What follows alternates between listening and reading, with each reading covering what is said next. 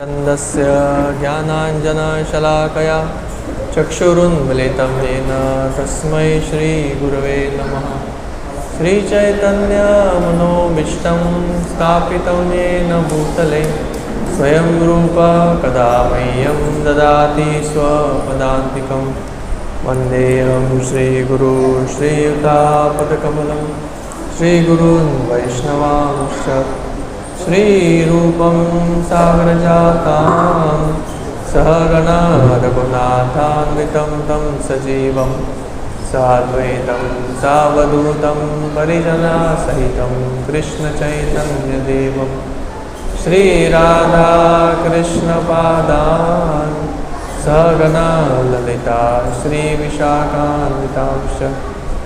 नमो विष्णुपादाय कृष्णप्रेष्ठाय भूतले श्रीमते भक्तिवेदांत स्वामी निधि नामिने। नमस्ते सारस्वते देवे गौरवाणी प्रचारिणे निर्विशेष शून्यवादी पाश्चात्यदेशतारिणे। नमो महामदन्याय कृष्णप्रेमप्रदायते कृष्णाय कृष्णचैतन्य नामिने गौरत्विषे नमः। हे कृष्णा करुणा सिंधु दीनबंधु जगत्पते गोपेश गोपिका कांत राधा कांत नमोस्तुते। तप्त कांचन गौरांगी राधे वृंदावनेश्वरी वृषभानुसुते देवी प्रणमामि हरिप्रिये। वाञ्छाकल्पतरुभ्यश्च कृपा सिन्धुभ्येव च पतितानां पावनेभ्यो वैष्णवेभ्यो नमो नमः। जय श्री कृष्ण चैतन्य प्रभु नित्यानंद श्री अद्वैत गदाधर शिवासादि गौर भक्तवृंद। हरे कृष्णा कृष्णा कृष्णा हरे हरे हरे राम राम राम हरे हरे। हरे कृष्णा। तो आप सभी को रामनवमी के उपलक्ष्य में बहुत बहुत स्वागत है। 2 दिन पहले नवमी के दिन भगवान राम जी का आविर्भाव हुआ।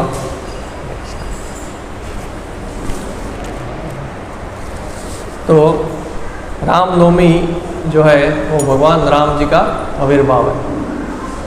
और स्पेशली ऐसा बोलते हैं कि भगवान रामचंद्र जी के जो चरित्र उसका जो वर्णन करता है या उसको श्रवण करता है उसका जीवन पवित्र हो जाता है। रामम रघुनाथस्य शतकोटि प्रविस्तरम एकैकम अक्षर पुंसा महापातक नाशनम। कई सारे हमारे पातकों का नाश हो जाता है एक एक अक्षर श्रवण करने से भगवान रामायण का। तो भगवान जब भी इस धरती पे आते हैं हम जैसे जो बद्ध जीव है उनको बचाने के लिए आते हैं। और स्पेशली आजकल के जो माहौल है, आज अभी इलेक्शन का बहुत बोलबाला चल रहा है, कौन राजा बनेगा या कौन राज्य करेगा।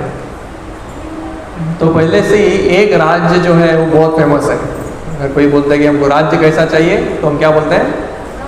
राम राज्य।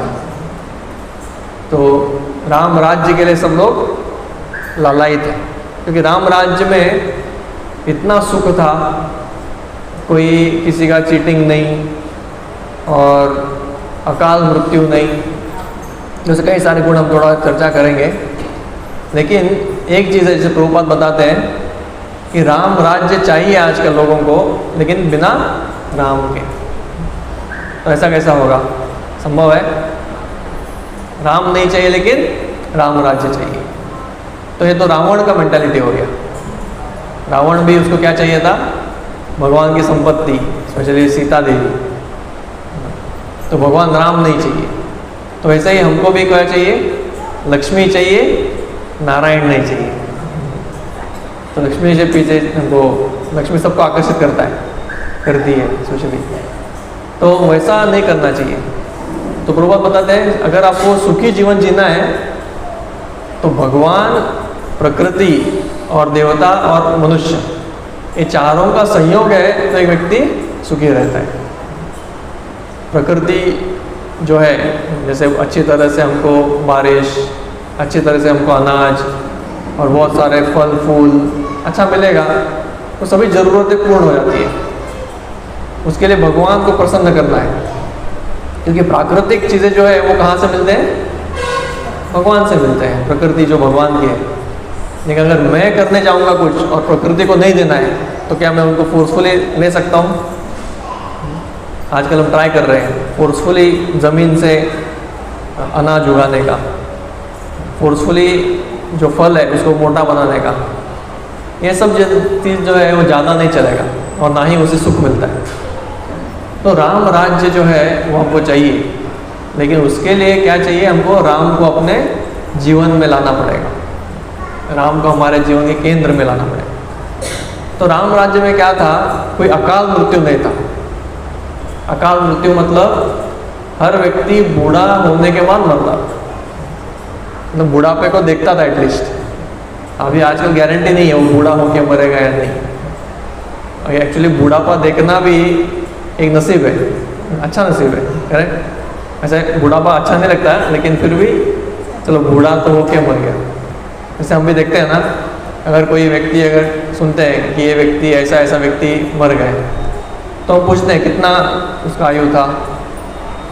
तो अगर वो बोलेगा नहीं 80 साल का था, तो हम बोले ठीक है, मतलब इतना दुख नहीं होता, लेकिन ठीक है कभी ना कभी जाना ही है तो बुढ़ापे में चला गया तो ठीक है। लेकिन कोई व्यक्ति जल्दी चला जाता है 30 साल 20 साल, तो बहुत दुख होता है। उसके पीछे रोने वाले बहुत रहते हैं, चर्चा होता है बहुत। लेकिन बुढ़ापे में जो जाता है एक तरह से व्यक्ति कभी कभी ऐसा भी बोलना पड़ता है कि ठीक है अच्छा हो गया। क्यों? नया शरीर मिलेगा। स्वयं भगवान बोलते हैं गीता में, भगवान बोलते हैं कि आप इतना हिचकिचा क्यों रहे हैं आपके गुरु और भीष्म उनको मारने के लिए। भीष्म भी बूढ़े हो गए और ये जो द्रोणाचार्य है वो भी बूढ़े हैं। अगर आप उनको मारोगे तो क्या होगा? उनका नया तंदुरुस्त नया जवान शरीर मिलेगा उनको, तो अच्छा है उनके लिए। तो एक तरह से देखने का ऐसा है कि है। तो अगर कोई पहले ऐसा लोगों को अगर कभी कभी आप आशीर्वाद लेने जाते हैं तो बड़े लोग क्या बोलते हैं? दीर्घ आयु बनो, आपको अच्छा आयु मिले, लंबा आयु मिले। नॉर्थ इंडिया में कभी भी बोलते हैं कि आप बूढ़ा होके मरो। तो सुनने में अच्छा नहीं लगता, मरो ऐसा बोलते हैं, लेकिन बूढ़ा होके मरो मतलब अच्छा लंबा आयु देखो, बुढ़ापे तक रहो। तो ऐसे राम राज्य में कोई व्यक्ति बचपन में नहीं मरता था। एक्चुअली माता पिता के होते हुए अगर पुत्र मरता है तो ये बहुत अशुभ माना जाता है। अशुभ मतलब एक दुख का कारण है। तो ये सब अगर अच्छा राज्य नहीं है तो ये सब देखने को लगता है। बुढ़ापे में जाना या जवानी में जाना, उसके ऊपर बहुत सारा बीमारियाँ। आजकल हमको लगता है कि बहुत सारे हॉस्पिटल, फार्मेसी और जेल खाना, आर्मी, बॉम्ब, ये सब देख के ऐसा लगता है बहुत प्रगति हो रहा है। ये सब प्रगति के निशान नहीं है। ये किसके निशानी है? दुर्गति के या दुख के। बहुत हॉस्पिटल होना मतलब समझ में आता है कि बहुत लोग बीमार भी है। अभी पहले तो फार्मेसी ढूंढना पड़ता था, एक शहर में एक रहता था, और कभी वो खुलता भी बहुत कम था। अभी 24 घंटे खुले रहते हैं और हर एक कदम पे फार्मेसी, और सभी फार्मेसी मुनाफे में चल रहे हैं, किसको नुकसान नहीं हो रहा है।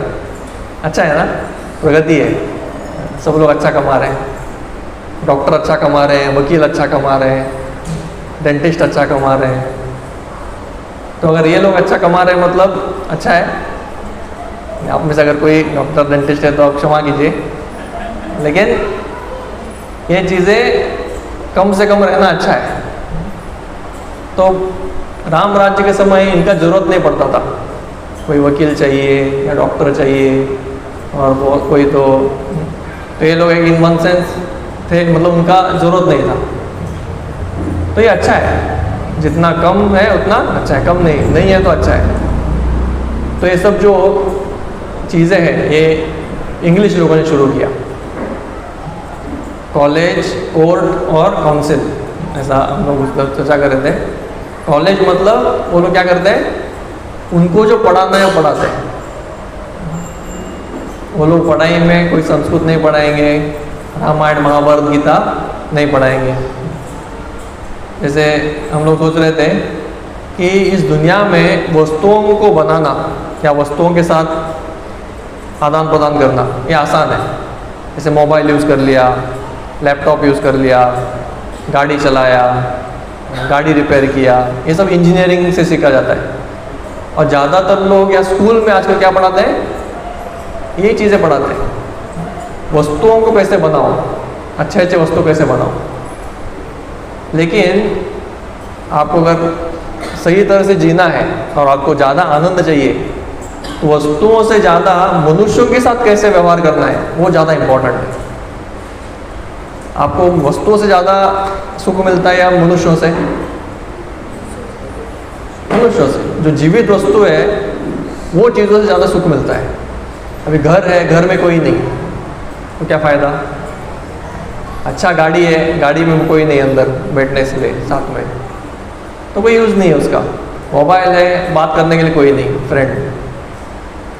तो इसलिए मनुष्य ज़्यादा इम्पोर्टेंट है। आजकल के स्कूल में क्या सिखाते हैं, चीज़ों से कैसे व्यवहार करना, चीज़ें को हम ज़्यादा महत्व देते हैं। और चीज़ों से एक्चुअली व्यवहार करना कुछ बड़ी बात नहीं है, वो तो सब फिक्स रहता है। गाड़ी ऐसा ही व्यवहार करेगा, मोबाइल ऐसा ही व्यवहार करेगा, लेकिन मनुष्यों के साथ व्यवहार करना, अभी एक व्यक्ति को अच्छा फ्रेंडशिप मेंटेन करना एक व्यक्ति के साथ, वो आसान है या मोबाइल मेंटेन करना आसान है? मोबाइल मेंटेन करना आसान है, लेकिन फ्रेंडशिप बनाए रखने के लिए बहुत मुश्किल नहीं बोल सकते, लेकिन उसके लिए अच्छा हृदय चाहिए, उसके लिए अच्छा बातचीत करने सीखना चाहिए। उसी तरह से हमारे इतने सारे सभी रिश्ते हैं, पति पत्नी, भाई बेटा, माँ पिता और ये सभी, ये रिश्तों में इसलिए पहले के लोग ये धर्म को चर्चा करते थे, स्त्री धर्म, पति धर्म, गुरु धर्म, पुत्र धर्म। आजकल हमको वो पुस्तक में पढ़ने को मिलता है कुछ नहीं। आजकल सिर्फ ज्योग्राफी, साइंस, मैथ्स ऐसे सब्जेक्ट, लेकिन ये धर्म के बारे में कुछ पता नहीं। इसलिए क्या हो रहा है, आजकल के लोग ज़्यादा दुखी है क्योंकि उनको पता नहीं कैसे लोगों के साथ व्यवहार करना है। तो ये कॉलेज का हमारे लिए ये गिफ्ट है। कॉलेज में जो पढ़ाई करता है वो सिर्फ चीज़ों को बनाना सीखता है, वो लोगों के साथ व्यवहार करना नहीं सीखता।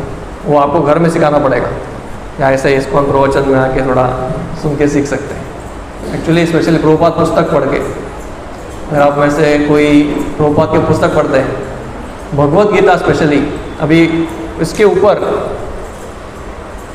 चीज़ों को हैंडल करना आसान है, मनुष्यों के साथ व्यवहार करना उससे भी मुश्किल है। मनुष्य के साथ व्यवहार करना थोड़ा उसको ज़्यादा ट्रेनिंग चाहिए, इसलिए मैनेजमेंट का स्किल जो है उनको ज़्यादा पेमेंट मिलता है ना, या मैकेनिक को ज़्यादा मिलता है। अभी कंपनी में जाते हैं तो मैनेजमेंट को ज़्यादा मिलता है या ये क्या बोलते हैं उसको, ऑपरेटर को? मैनेजमेंट ज़्यादा मिलता है, क्योंकि वो किसको हैंडल कर रहा है, वो कई सारे मनुष्यों को हैंडल कर रहा है। अभी उससे ऊपर क्या है, उससे भी मुश्किल है अपने मन को हैंडल करना। दूसरों को हैंडल करना फिर भी ठीक है, अभी अपने मन को हैंडल करना, जो अपने मन के ऊपर जीत गया वो एक्चुअली तीनों का हैंडल आसानी से कर लेगा। वो दूसरे मनुष्यों को भी हैंडल करेगा, चीज़ों को भी अच्छा रखेगा, इस दुनिया में खुद भी सुखी रहेगा। तो जो व्यक्ति भगवत गीता सीखता है, एक्चुअली भगवत गीता असली एजुकेशन है, वो असली पढ़ाई है। क्यों? ये सब कुछ है, गीता, रामायण और महाभारत, इसमें रामायण भी आ गया, क्योंकि इससे हम क्या सीखते हैं, हमारे मन को कैसे वश में रखना, इंद्रियों को कैसे वश में रखना। इसलिए हमारे जो आचार्य वो बोलते हैं, वाचो वेगम मनस क्रोध वेगम जिह्वा वेगम उदर उपस्थ वेगम एतान वेगान यो विषेत धीर सर्वोपमा पृथ्वी स शिष्यात्। जो व्यक्ति ये 6 चीज़ों पे कंट्रोल कर चुका है, अपने गुस्से पे, मन पे, भूख प्यास पे, उदर उपस्थ से, तो वो व्यक्ति इस दुनिया में सबको अपना शिष्य बना सकता है, इतना क्वालिफाइड है। तो देखिए, इसलिए भगवत गीता आप सबको हम क्यों बोलते हैं पढ़ने के लिए रोज़, क्योंकि गीता में लिखा है भगवान ने मन को कैसे हैंडल करो, कितने सारे चैप्टर्स हैं, मन को कैसे अपने वश में रखना है, इंद्रियों को कैसे वश में रखना है, ये सभी गीता में चर्चा किए हैं। तो फिर जो अंग्रेज़ है वो लोग कोर्ट भी शुरू किया। कोर्ट मतलब न्यायालय, वहाँ पे न्याय देंगे। तो आजकल पंचायत में पावर नहीं है इतना जितना कोर्ट में है। क्यों? पहले सब कुछ डिसीजन कहाँ होता था? पंचायत में होता था। तो गांव के लोग बैठते थे और गांव का प्रॉब्लम किधर सॉल्व होता था? गांव में ही सॉल्व होता था। लेकिन अभी कोर्ट बना दिए, मतलब एक व्यक्ति मैजिस्ट्रेट बैठेगा, उसको पता भी नहीं किधर क्या हुआ, और ना ही वो इसको पहचानता है और ना ही जो दोनों पार्टी को पहचानता नहीं, और उसने कभी वो प्रॉपर्टी देखा भी नहीं रहेगा जहाँ पे वो झगड़ा चल रहा है, वो सिर्फ कागज़ पे चलता है। एक बार भी आके देखा क्या उधर एक्चुअल में क्या सिचुएशन है? नहीं। तो अपने मन के हिसाब से बाद में जजमेंट दे देगा, हाँ मुझे इतना समझ में आ गया और मेरे हिसाब से ये है बस। तो सोचिए कैसा, कितना न्याय मिलेगा। और ये जजमेंट देने के लिए 10 साल 20 साल पता नहीं कितने पीढ़ियाँ, कभी कभी 1-2 पीढ़ी पे तो केस चलेगा वो, तो क्या फ़ायदा उसका। जैसे हम जानते हैं गंगा को लाने के लिए 3-4 पीढ़ी लगे, वैसा तपस्या हो गया। तो ऐसे जो आजकल का जो सेटअप है इसमें बिल्कुल राम, क्योंकि राम को भूल गए, राम के रामायण को भूल गए, शास्त्रों को भूल गए, तो इसलिए हमारा जो व्यवस्था है ये पूरा क्या हो गया है? मतलब दुख से भरा हुआ है। तो ये शारीरिक दुख, तो पहले इसमें राम राज्य में सब लोग बहुत तंदुरुस्त रहते थे, दिखने में सुंदर थे, कभी एक दूसरे के साथ कभी झगड़ा नहीं करते थे, कभी झगड़ा हुआ ही नहीं। एक ही केस है, कोर्ट केस रामायण में, राम, भगवान राम को एक ही को न्याय देना पड़ा। आप सब सुनना चाहेंगे क्या झगड़ा हुआ था? एक बार एक कुत्ता आया भगवान के पास, मतलब उनके जो ये है राज्यसभा, तो कुत्ते को न्याय चाहिए था। तो देखिए आजकल कुत्ता कुछ कंप्लेन कर सकता है क्या? उसको तो राइट्स दिया ही नहीं जाता। मनुष्यों को राइट नहीं है, मनुष्यों को न्याय नहीं मिलता, तो अभी जानवरों का क्या कहना? जानवरों का तो सबसे लास्ट। अभी कुछ गाय को वगैरह कुछ हो गया तो कौन देखता है उनको? कोई नहीं।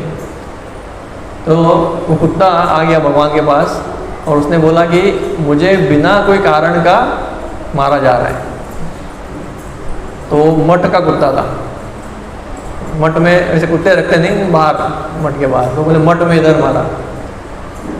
तो भगवान बोला कि हाँ सही है, बिना कारण का तो नहीं मारना चाहिए। तो किसने मारा उसको आप बोलो, मैं उसको दंड दूंगा। अभी आप ही बताओ क्या दंड दूँ? तो कुत्ते को पूछा गया कि आप बताओ क्या उसको क्या दंड दें हम लोग, चाहिए तो उसको मारें क्या? तो कुत्ते ने बोला नहीं, आप क्या करो, वो व्यक्ति को आप मठाधीश बना दो, ये दंड दे दो। तो रामचंद्र बोलने लगे ये दंड कैसे हो गया? आप तो उसको प्रमोशन दे रहे हैं। नहीं नहीं ऐसा नहीं, पिछले जन्म में मैं भी मठाधीश था। तो मठाधीश अगर अनक्वालिफाइड, वो अनक्वालिफाइड है, तो वो अगर मठाधीश बनेगा तो वो ज़रूर गलती करेगा, और वो गलती की वजह से वो भी क्या बनेगा? कुत्ता बनेगा। तो ये कुछ बड़ा पोस्ट लेने में आप थोड़ा सावधानी से लेना चाहिए। हम लोग बहुत उत्सुक रहते हैं ना, मुझे कुछ नेता बनना है, मुझे मठाधीश बनना है, लेकिन कुछ भी ऐसे बनते हैं तो उसके पीछे जिम्मेदारी भी आता है। तो मठाधीश ने कभी क्या नहीं करना चाहिए? पक्षपात नहीं करना चाहिए, किसी को ज़्यादा किसी को कम। ऐसा करेगा तो तुरंत उसका वो कर्मों का फल मिलेगा उसको। तो ऐसे ये एक केस हुआ था रामायण में। तो देखिए बाकी समय कोई भी किसी व्यक्ति को कोई ज़रूरत नहीं था, किसी को पनिशमेंट नहीं, घर में ताले नहीं लगते थे, मार्केट में ताला नहीं बेचा जाता था अयोध्या में। ऐसा बोलते हैं, क्यों ताले नहीं थे? चोरी नहीं है तो क्यों ताला क्यों लगाना है? किसी को दंड नहीं दिया जाता था, दंड शब्द यूज़ नहीं होता था, जुर्माना दंड ऐसा कुछ था ही नहीं, और भेदभाव नहीं था। तो ऐसे राम राज्य। तो और बारिश कैसे होता था? मांगने से होता था। पानी जितना चाहिए उतना बादल से मांगो, वो दे देगा, इतना चाहिए हमको। तो वैसे राम राज्य इतना परफेक्ट सिस्टम था। तो ये रामायण का ये है। तो हनुमान जी जो है वो हमेशा भगवान राम का पूजा करते हैं और उनके प्रति बहुत सारे प्रार्थनाएं करते हैं। तो ऐसे भागवतम में एक बहुत सुंदर प्रार्थना है, उनसे हमको सिखाते हैं कि क्यों भगवान रामचंद्र का अवतार हो। तो भगवान रामचंद्र का अवतार लोग बोलते हैं कि रावण को मारने के लिए हुआ, या देवताओं को बचाने के लिए, या देवताओं का कष्ट दूर करने के लिए। वो सब तो है, लेकिन इधर एक बहुत सुंदर और एक दृष्टिकोण देते हैं वो, क्योंकि वो क्या बोलते हैं, मर्त्यावतारस्त्व मर्त्या शिक्षणम राक्षसो वध्येव न केवलम विभो। अगर हम देखेंगे कि भगवान सिर्फ राक्षसों को मारने के लिए आएंगे तो वो तो सही नहीं है, क्योंकि राक्षस को मारना कुछ बड़ी बात नहीं है उनके लिए। वो तो ऐसे सिर्फ अपने संकल्प मात्र से वो राक्षस को मार सकते हैं। उसके साथ साथ उन्होंने जो कष्ट सहने का जो ये किया, जैसे सीता का अपहरण हुआ और उनको लेने के लिए उन्होंने सुग्रीव से मदद मांगा, फिर समुद्र के ऊपर से ब्रिज बनाया। इतना सब कष्ट लेने का कोई ज़रूरत है भगवान को? कोई ज़रूरत नहीं है, उनके लिए तो कुछ भी नहीं है। तो ये सब क्यों किया उन्होंने? सिखाने के लिए हमको। तो क्या सिखाने के लिए वो हनुमान जी बताते हैं? वो बताते हैं कि एक पुरुष को ज़्यादा स्त्री से आसक्त नहीं रहना चाहिए। ये शिक्षा उन्होंने इसमें दिया। कैसे? जब हम देखते हैं कि कैसे जब रावण ने अपहरण किया सीता देवी का, तो फिर अपने प्रभु राम इतने दुखी हो जाते हैं कि वो रास्ते पे जब जा रहे थे ढूंढने के लिए सीता देवी को, तो रोते रोते सबको पूछते हैं, हरण को पूछते हैं, पेड़ों को पूछते हैं, फिर झाड़ियों को पूछते हैं, पंछियों को पूछते हैं, आपने देखा क्या, मेरी सीता को देखा क्या? तो वैसा इतना विलाप करते हैं, बहुत विलाप करते हैं। एक्चुअली इतना विलाप करते हैं कि उनको देख के देवता भी कंफ्यूज हो जाते हैं, भगवान भी ऐसा कर सकते हैं क्या? इतना विलाप एक साधारण पुरुष भी इतना नहीं करेगा। और भगवान तो आत्माराम है, भगवान के लिए कोई कमी नहीं है। भगवान चाहे तो ऐसे ही सीता को प्रकट कर सकते हैं, तो फिर क्यों इतना विलाप कर रहे हैं? तो वो दिखाना चाहते हैं कि कैसे एक व्यक्ति बहुत ज़्यादा आसक्त है तो उस व्यक्ति को दुख आता है। तो स्पेशली इस दुनिया में जो सबसे बड़ा बंधन है, वो बंधन क्या है? स्त्री और पुरुष के बीच में जो आकर्षण, ये सबसे बड़ा बंधन है। यही एकमात्र बाधा है, या सबसे इम्पोर्टेंट बाधा। और ये कैसा है, इससे हमारा दुनिया या संसार शुरू होता है। तो एक्चुअली हम लोगों को क्या लगता है, समझो एक पुरुष ने स्त्री से शादी किया, उसको ऐसा लगता है कि यही मेरा सर्वस्व है, और स्त्री को लगता है कि यही मेरा सब कुछ है। लेकिन एक्चुअली ये रिलेशन कैसा है? ये भी टेम्पररी है, हम लोग भूल जाते हैं। टेम्पररी कैसा है? एक्चुअल रिलेशन हमारे साथ, नित्य रिलेशन सिर्फ भगवान के साथ है। और ये जो पति पत्नी का संबंध है और ये सब, ये तो है, लेकिन ये भी शाश्वत नहीं है। एक न एक दिन हमको क्या करना पड़ेगा? ये भी छोड़ना पड़ेगा। समय के प्रभाव से हो, देहांतर के मात्र से हो, या कभी कभी आजकल तो ये डिवोर्स का भी मामला शुरू हो गया, वो भी छोड़ना पड़ता है। तो वैसे इसलिए भगवान सिखा रहे हैं कि ये जो है इसको धर्म के लिए यूज़ करना चाहिए। तो एक बहुत सुंदर श्लोक आता है, उसमें बोलते हैं कि पुंसा स्त्री मैथुनी भावमेतम तयोर्मितो हृदय ग्रंथि आहु अतः गृह क्षेत्र सुताप्ते वित्ते जनस्य मोहोयम अहम अमेति। तो क्या बोलते हैं कि पुंसा स्त्री मैथुनी भावमेतम, जैसे ही दो एक या पुरुष और स्त्री के बीच में जो गांठ बन जाता है, स्पेशली शारीरिक आकर्षण की वजह से, तो क्या हो जाता है? स्त्री मैथुनी भाव तयोर मिथो हृदय ग्रंथि आहु, दोनों के बीच में स्वाभाविक रूप से गांठ बन जाता है, हृदय ग्रंथि। मतलब ऐसे लगने लगता है कि मैं इसके बिना नहीं रह सकता और वो मेरे बिना नहीं रह सकती। ऐसे एक तरह का मनोभाव शुरू हो जाता है।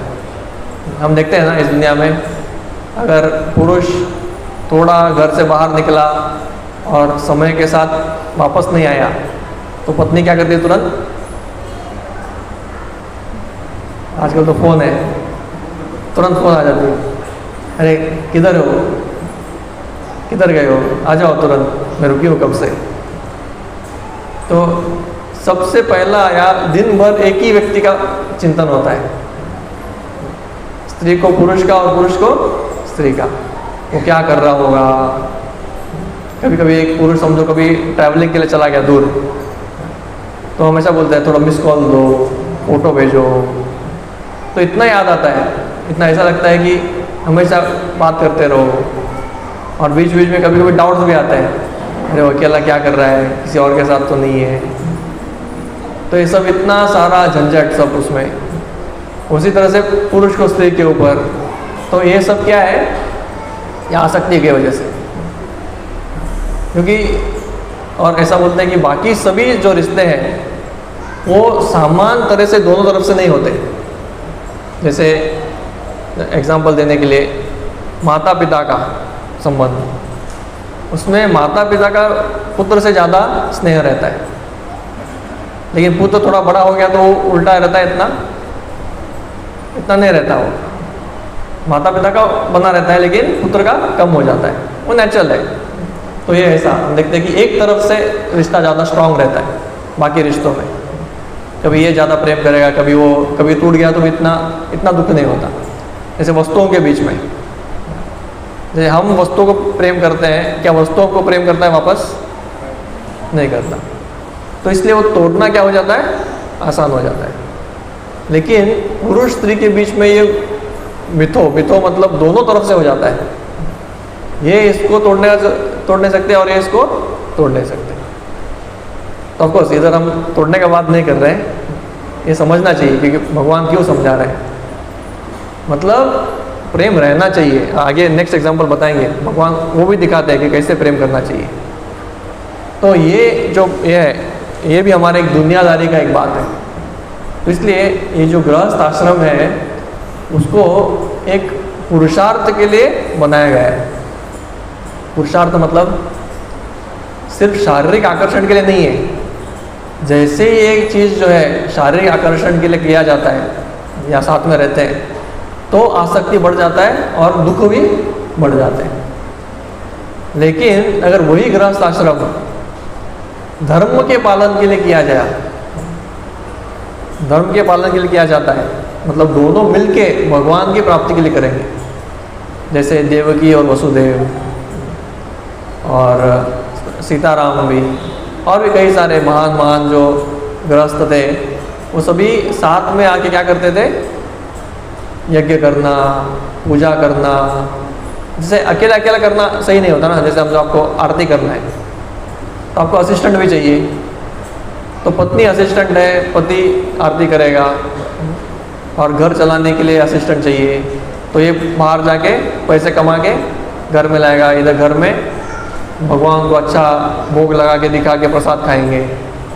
तो ये धर्म है। धर्म मतलब दोनों मिलके एक यूनिट है और दोनों ने क्या करना चाहिए? भगवान को प्रसन्न करने के लिए प्रयास करना चाहिए। तो ऐसे प्रभु रामचंद्र जी ने इधर सुंदर ये दिया। और फिर दूसरा उन्होंने क्या दिखाया? उन्होंने दिखाया कि अगर स्त्री और पुरुष जब एक साथ शादी करते हैं और साथ में आते हैं तो दोनों ने अपने अपनी जिम्मेदारी को पूर्ण रूप से निभाना चाहिए। सीता देवी ने कैसे आदर्श पत्नी रहना चाहिए उसका उन्होंने ये दिखाया।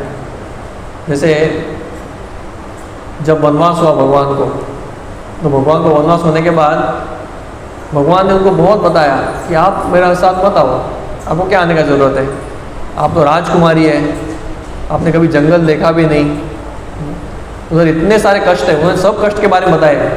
उधर राक्षस रहते हैं जो अलग अलग वेश बना के आते हैं, खूंखार जानवर रहते हैं, वो हमला करते हैं, सर्प रहते हैं अलग अलग, कीड़े मकोड़े रहते हैं, और उधर इतना भयंकर भयंकर पेड़ है कि उतना हमेशा अंधेरा रहता है, बहुत बारिश होता है, सोने के लिए बिस्तर नहीं, खाने के लिए कोई गारंटी नहीं कि आपको अभी आप ऐसा नहीं कि दुकान पर जाकर कुछ खरीद के लेके आएंगे, जब फल देगा तभी मिलेगा, या कंदमूल मिलेगा तो वो मिलेगा। तो घर बनाने के लिए बहुत मुश्किल। तो उन्होंने बहुत कुछ बताया कि आप बहुत कोमल हैं और आपने कभी ये सब चीज़ें देखी नहीं, तो आप मत आओ। तो सीता देवी को उन्होंने बहुत कुछ बताया, और इतना बताने के बाद भी फिर सीता देवी ने क्या बोला कि आपके बिना मैं रह नहीं सकती, आप जहाँ पे हैं वहीं पे मेरा स्वर्ग है, और आपके बिना मैं नरक में हूँ। तो उन्हें बताया कि मुझे मेरे पिता माता ने पूर्ण रूप से पतिव्रता धर्म के बारे में शिक्षा दिया है, और उस हिसाब से जो भी आपका है उसको मैं सहने को तैयार हूँ। तो ये सीता देवी ने हमको सिखाया कि कैसे कोई भी कितना भी कष्ट में हो, पति कुछ दे पाए, अच्छा फैसिलिटी, या गरीब हो या पैसा चला जाए, कुछ भी हो, पत्नी ने अपना कर्तव्य करना चाहिए, निभाना चाहिए। उसी तरह से पति का धर्म क्या है? पूर्ण रूप से संरक्षण। तो ये इसका जब अपहरण हुआ सीता देवी का, तो सीता देवी अपहरण होने के बाद भगवान ऐसा नहीं बोला अरे इतना कष्ट, वो राक्षस तो समुद्र पार जाके चला गया। नहीं, उसको भी लाने के लिए सीता देवी को समुद्र भी पार किया भगवान ने, कई सारे राक्षसों को युद्ध करके मार भी दिया, और इतना पूरा कष्ट लेके वो वापस सीता देवी को लेके आए पूरा सुरक्षितता के साथ। तो ये उन्होंने दिखा रहे हैं कि कैसे एक पति ने अपना धर्म करना चाहिए और पत्नी ने अपना धर्म निभाना चाहिए। तो वैसे रामायण में देखा जाए तो सभी धर्म जो है उसको उल्लेखित किए गए विथ एग्जाम्पल। ऐसा रामायण में ऐसा डायरेक्ट उपदेश नहीं है ज़्यादा, जैसे गीता में डायरेक्ट उपदेश है, लेकिन रामायण में भगवान स्वयं अपने आचरण से दिखा रहे हैं कैसे क्या करना है, कैसे सबसे अच्छा राजा कैसे रहना चाहिए, सही पिता कैसे रहना चाहिए, एक शिष्य कैसा रहना चाहिए, भाई कैसा रहना चाहिए। तो ये सब उन्होंने रामायण में पूर्ण रूप से दिखाया। तो फिर भगवान जो है लक्ष्मण से भी हम बहुत कुछ एक सुंदर ये सीख सकते हैं। तो लक्ष्मण जी वो है, उन्होंने इतना सुंदर आदर्श हमारे लिए बताया। एक बार क्या हुआ था कि जैसे सीता देवी का अपहरण हुआ, फिर राम और लक्ष्मण वो दोनों किष्किंधा की तरफ चले गए। किष्किंधा राज्य में वहाँ पे सुग्रीव का राज्य था, तो दक्षिण की तरफ जा रहे थे। तो आज का किष्किंधा कहाँ पे है? हम्पी सुना रहे। तो उधर मातंग ऋषि पर्वत है, वहाँ पे सुग्रीव रहते थे, क्योंकि उधर बाली नहीं आ सकता था। एक ही जगह था पूरा दुनिया में जहाँ पे बाली नहीं आ सकता था, वो था मातंग ऋषि पर्वत। और कहीं पे था तो वो आके उसको मार देते थे, इसलिए सुग्रीव उधर सुरक्षित था। तो सुग्रीव हमेशा चिंता करते रहते थे कि क्या हुआ, ये अगर बाली मुझे मारना चाहता है, नहीं खुद से तो नहीं आ सकता, लेकिन हो सकता है कि किसी और को भेज के मार दे। तो जैसे लक्ष्मण और राम दोनों दिखे उनको, तो तुरंत वो छुप गया और हनुमान जी को बोला कि आप जाओ और थोड़ा देख के आओ, ये लोग क्यों आ रहे हैं इस तरफ, क्या मुझे मारने आ रहे हैं, क्या वाली ने उसके साथ दोस्ती किया है और वो आके मुझे मारेंगे। तो ऐसा वो उनको शंका हुआ। तो ये शंका के बाद तुरंत वो चले गए हनुमान जी, और हनुमान जी ने पूरा पूछताछ किया, बहुत सुंदर वार्तालाप हुआ, और फिर हनुमान जी को समझ में आ गया कि यही मेरे जीवन के स्वामी हैं, और उन्होंने शरणागति लिया, भगवान का चरण पकड़ लिया और बोले कि अभी मेरा एक्चुअली हनुमान जी को अपने स्वामी मिल गए, उनका जीवन का उनका ध्येय मिल गया उनको।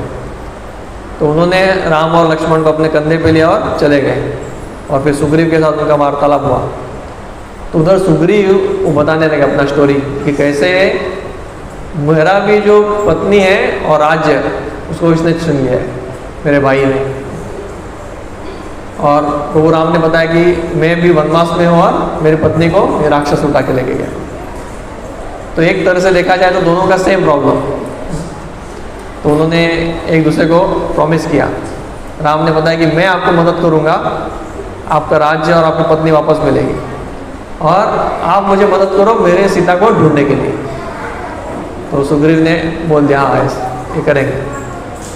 तो फिर उन्होंने अपना स्टोरी बताया सुग्रीव ने कि कैसे उनके एक दोनों जो है सुग्रीव और वाली के बीच में इतना वैर कैसे हो गया।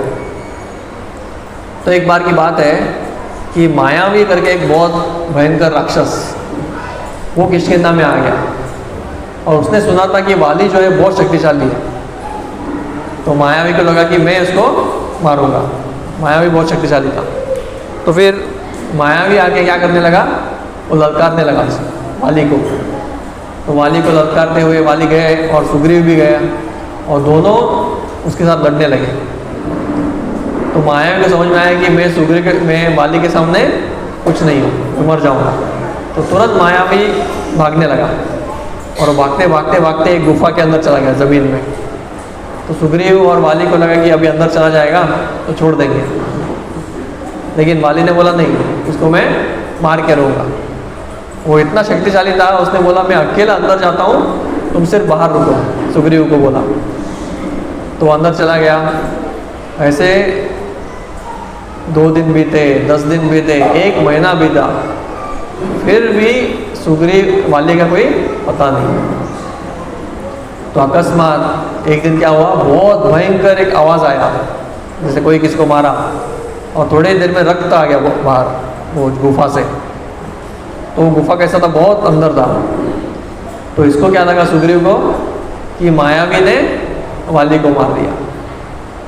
तो उसको लगा अगर वाली को मार दिया तो हम क्या कौन सा खेत की मूली है। तो सुग्रीव को लगा मुझे मेरी सुरक्षा के लिए और हमारे प्रजा की सुरक्षा के लिए इसको बंद कर देता हूँ। एक बहुत बड़ा पत्थर लिया और वो जो ये गुफा उसको बंद कर दिया सुग्रीव ने, और फिर वापस मायूस होके आ गया। तो उसके मन में कोई बुरी चीज़ नहीं थी, उसको ऐसा नहीं था कि उसके भाई को छोड़ के मुझे राज्य करना है या ऐसा कुछ। तो वापस आया और सभी गांव वालों को बताया ऐसा ऐसा हुआ। तो फिर सभी ने मिलके बोला कि किसी ना किसी को तो राजा बनना है, तो आप राजा बन जाओ। तो सुग्रीव गद्दी पे बैठ गया और राज्य करने लगा। थोड़े दिन बीते थे तो ये वाली ने मायावी को मारा, और बाकी भी उसके बहुत सारे जो साथी थे उनको मार दिया, और वापस बाहर आया। और बाहर आके देखा तो ये बड़ा पत्थर लगाया है। तो उसको लगा, तुरंत उसके मन ने क्या सोचा, ये सुग्रीव ने मुझे इधर बंद करके खुद राजगद्दी में बैठने का उसने निर्णय लिया है, मेरा पूरा संपत्ति हड़प लेगा।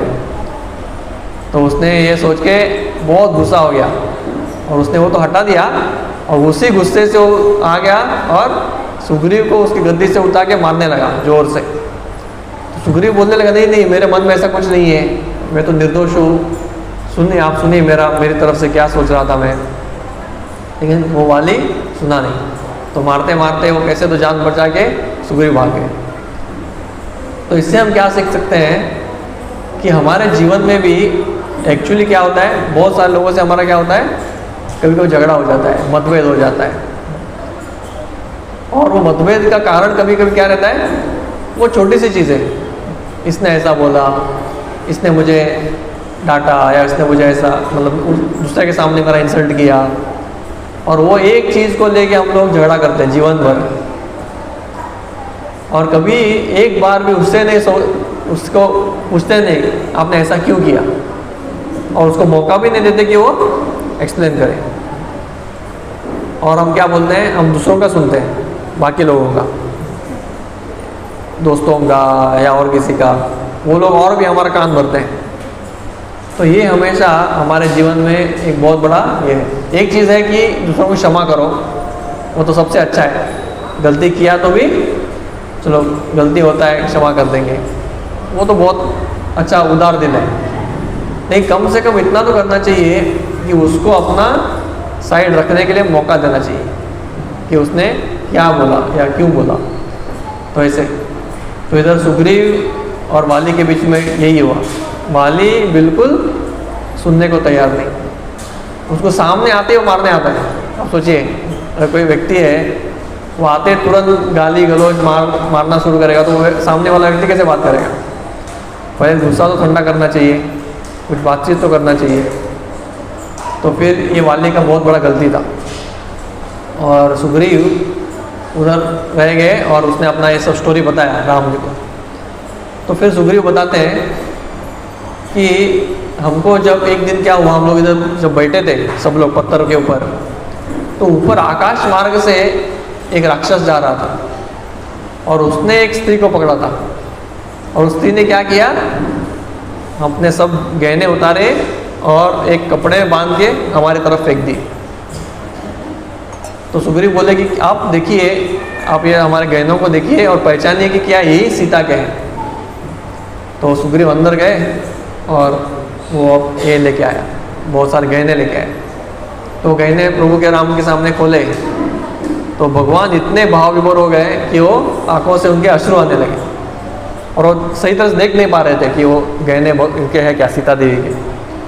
तो उनने बोला लक्ष्मण को, लक्ष्मण आप पहचानो कि इसमें से गहने सीता के हैं क्या?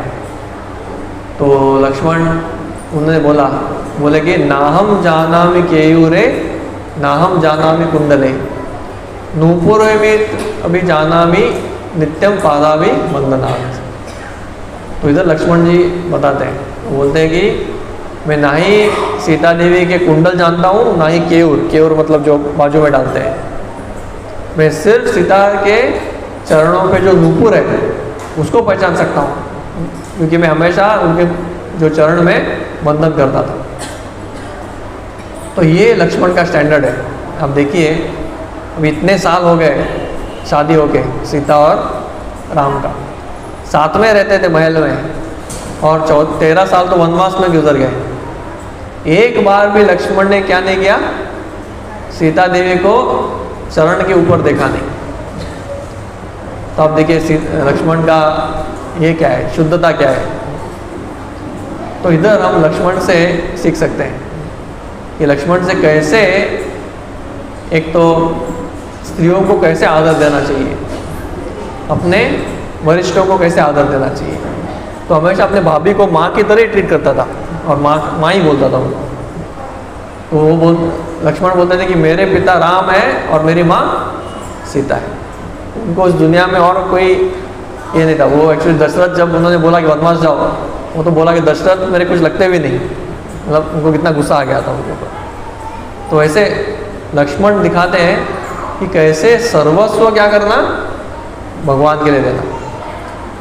वो इतना सेवा की है कि 14 साल तक वो एक बार भी सोए नहीं।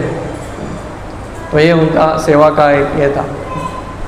तो हम देखते हैं कि कैसे आजकल की दुनिया में मानसिक शुद्धता को ये कुछ है ही नहीं। मानसिक शुद्धता बिल्कुल क्या हो गया है, शून्य हो गया है। मानसिक शुद्धता मतलब स्पेशली क्या है, स्त्रियों को किस भावना से देखना चाहिए। आजकल तो इतना गिरावट हो गया है पुरुषों के इसमें, क्या बोलते हैं उसको, कैरेक्टर में, और स्पेशली स्कूल में, कि मन में हमेशा उनका क्या चलता रहता है, गंदी बातें चलती रहती है। तो हमने क्या करना चाहिए, अपने आँखों से क्या देखना चाहिए और किस भावना से देखना चाहिए, वो देखना चाहिए। वो हम लक्ष्मण से सीख सकते हैं। आजकल तो हम इतना नहीं कर सकते कि चलो हम कभी किसी को चरणों के ऊपर नहीं देखेंगे। ऐसे व्यक्ति रहते थे पहले, और आजकल क्या हो रहा है, हम लोग इतना तो देखना चाहिए कि हम लोग गंदे चीज़ें नहीं देखेंगे। एटलीस्ट हमारे आँखों को क्या करेंगे, उस हिसाब से शुद्ध रखेंगे। तो इसलिए शास्त्रों में बोलते हैं कि जैसे हम आहार को शुद्ध करते हैं, तो आहार मतलब क्या, खाना। तो खाना कैसे शुद्ध किया जाता है, भगवान को भोग दिखा के। जैसे भगवान को नैवेद्य दिखाते हैं तो क्या हो जाता है, वो शुद्ध हो जाता है, सभी कर्म फल उसमें से निकल जाते हैं और वो हमको शुद्ध करने का उसमें क्षमता रहता है।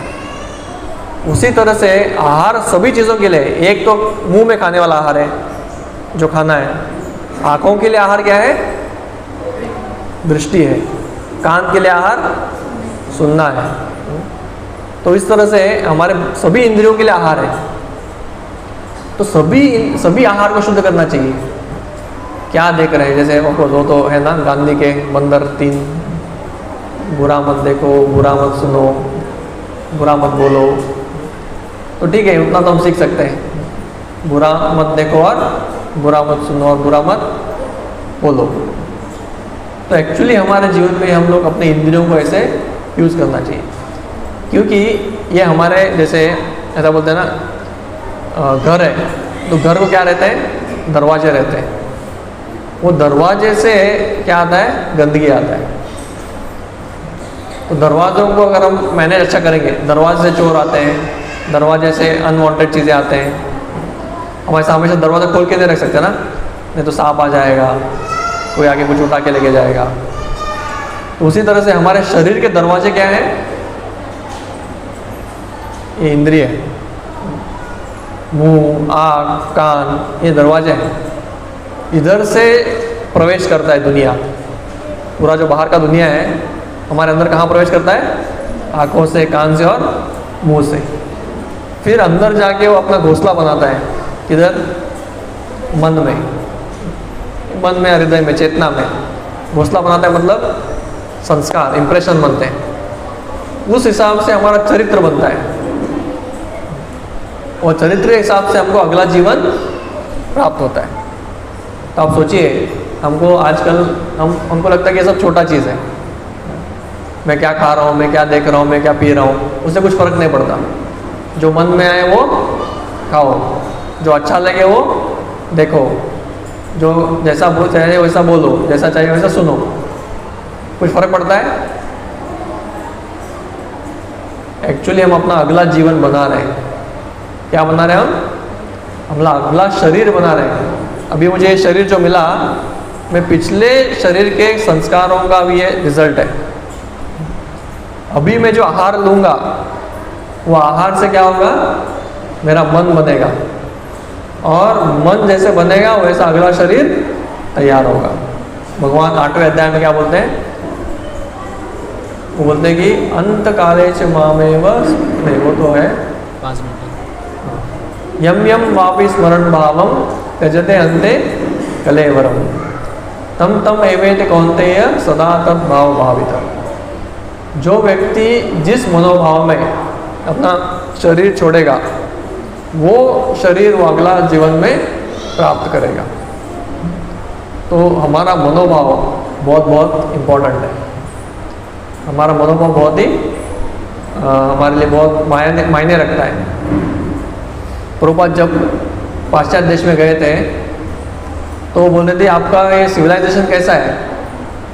जैसे एक व्यक्ति रिटायर होते हैं, देख रहे थे कि बहुत सारे लोग जो रिटायर होते थे वो अपना टाइम पास कैसे करते थे? एक तो फिशिंग, गोरो पचे, उसमें बहुत मज़ा आता है ना। तो लोग क्या करते थे? फिशिंग करते थे। और दूसरा चीज़ है क्लब में जाना, डांस क्लब में जाके स्त्रियों को देखना, थोड़ा दारू पीना तो है ही। तो रिटायर होने के बाद ये 2 चीज़ें हैं, अच्छा मछली खाओ और अच्छा दारू पी के अच्छे अच्छे दृश्यों को देखो। तो प्रभुपाद बोले कि you are wasting your human life. मनुष्य जीवन को क्या कर रहे हैं? वेस्ट कर रहे हैं, ऐसे पानी में डाल फेंक रहे हैं। उल्टा उससे अधोगति हो रहा है, दुर्गति हो रहा है। तो इसलिए हमारा जीवन जो है, जैसे हम जी रहे हैं, हमारा मन को शुद्ध रखना चाहिए। और जैसे हम बुढ़ापे की तरफ बढ़ते हैं तो हमें बुढ़ापे की तरफ भगवान में हमारा मन लगने के लिए करना चाहिए।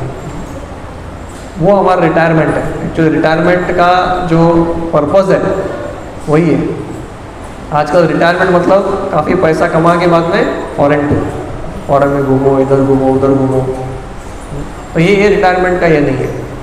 तो ऐसे भगवान रामचंद्र या लक्ष्मण स्पेशली इधर वो बता रहे हैं शुद्धता कैसे रखना है। तो ऐसे रामायण में कई सारे अलग अलग हमारे लिए ये है सीख है। कैसे साधारण जीवन जीना, कैसे हमेशा सुख और दुख में स्थिर रहना। जैसे भगवान राम, वो जब रात को उनको खबर मिला कि अगला दिन आपका क्या होने वाला है, राज्य अभिषेक होगा, तो दशरथ महाराज ने बोला कि अभी आप राजा बनेंगे अयोध्या का, तो कितना बड़ा पोस्ट है, पूरा भारत के ऊपर वो राज्य करने वाले थे। तो रामचंद्र जी खुश, मतलब ऐसा नहीं खुश हुए कि चलो अभी मेरा सब मुझे मिल गया, राज्य मिल गया, नहीं, उनको लगा अभी जिम्मेदारी मिल गया। तो तुरंत उन्हें उपवास किया उस रात को कि अगला दिन मेरा अभिषेक होने वाला है, राज्य अभिषेक। तो जब सुबह वो सब रेडी हो गए थे, तो रात को उधर कैकेयी ने सब अपना ये पलट दिया पूरा सिचुएशन, और सुबह सुबह सब लोग राज्य अभिषेक का तैयारी कर रहे हैं। गुरु वशिष्ठ, सभी मंत्री और सभी जो पूरा राज्य जो है वो बहुत खुश थे कि कल सुबह राज्य अभिषेक होगा, सब लोग तैयारी करके रखे थे। लेकिन सिर्फ इधर दशरथ और कैकेयी को पता था कि अगला सुबह क्या होने वाला है, वनवास। तो जैसे ही दशरथ महाराज बहुत डर रहे थे कि ये खबर सुनते राम क्या सोचेंगे मेरे बारे में। अभी कोई पिता कुछ बोलेंगे अपने बेटे को, बोलेंगे अरे तुमको मैं ये सब प्रॉपर्टी जो है, ये मैं आजकल होता है ना झगड़ा दो भाइयों के बीच में, थोड़ा सा कम ज़्यादा हो गया तो क्या होता है, झगड़ा हो जाता है, कोर्ट में चले जाते हैं। नहीं, पिता ने मेरे साथ क्या किया, अन्याय किया।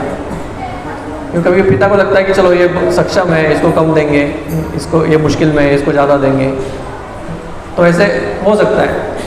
इधर उनको लगा कि जो राम को क्या करने वाला हूँ, वो तो राज्य नहीं दूंगा, वो अलग बात है, राज्य तो किसको दूंगा, भरत महाराज को, और भरत महाराज को राज्य देके इसको वनवास दे दूंगा।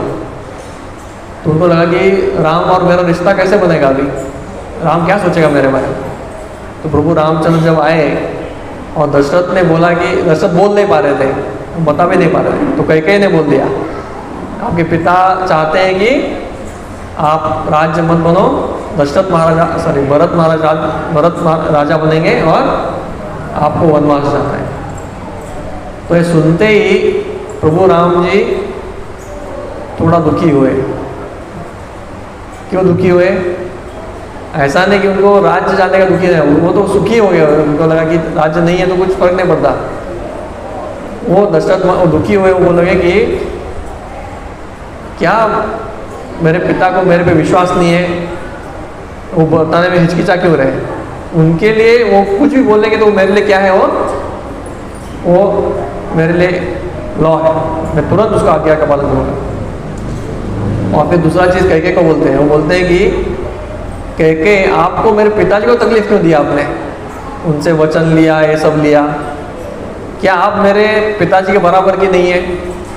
मेरे लिए पिता और माँ ये दोनों मेरे लिए पूजनीय है। अगर आप ही बोल देते थे कि आप वनवास जाओ और भरत को राज्य दे दो, तो क्या मैं ना बोलता था?